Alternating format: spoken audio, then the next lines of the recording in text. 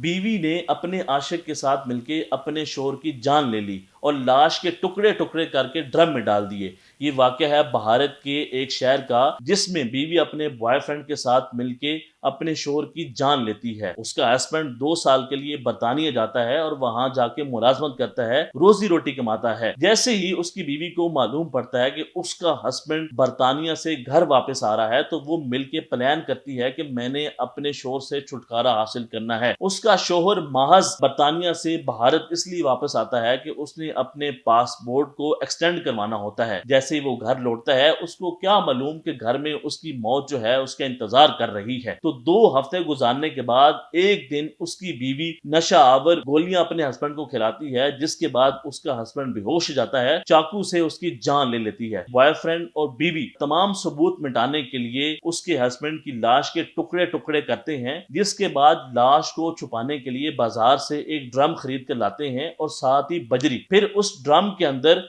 अपने शोहर की लाश के टुकड़े टुकड़े करके उस ड्रम में डाल दिए जाते हैं। बीवी और आशिक मिलके सैर करने के लिए निकल जाते हैं। ये वो सारी कहानी है जो बीवी ने खुद पुलिस के सामने बताई। देखिए कैसे एक हस्बैंड को धोखे के साथ मारा गया और एक लालची बीवी जो अपने बॉयफ्रेंड के साथ चक्कर चलाती है और बाद में अपने शोहर को मार डालती है और फिर पुलिस के सामने इकरार भी कर लेती है, क्योंकि पुलिस को किसी न किसी नुक्ते से शक पड़ता है कि इसके कत्ल के पीछे इसकी बीवी का भी हाथ हो सकता है। आप अंदाजा लगाएं कि किस तरह उसने अपने हस्बैंड की जान ली, जो कि 2 साल जो है अपनी बीवी के लिए काम करता है, उसके नाज नखरे उठाता है, अपने घर का सेटअप चलाता है और 2 साल परदेश के अंदर जो है दिन रात मेहनत करता है। लेकिन इस मेहनत के नतीजे में उसकी जो बीवी है पीछे अपने आशिक के साथ चक्कर चला के फिर उसको मारने की तरगीब देती है और फिर अपने शोहर की जान ले लेती है।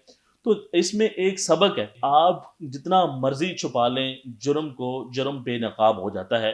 अब वो दोनों जेल के अंदर हैं और उनको सजा जो है वो भुगतनी पड़ रही है। आपको इससे सबक हासिल करना चाहिए कि इस रिश्ते के अंदर कभी भी किसी तीसरे बंदे के ऊपर ट्रस्ट नहीं करना चाहिए, क्योंकि उसका अंजाम मौत या फिर सजा है।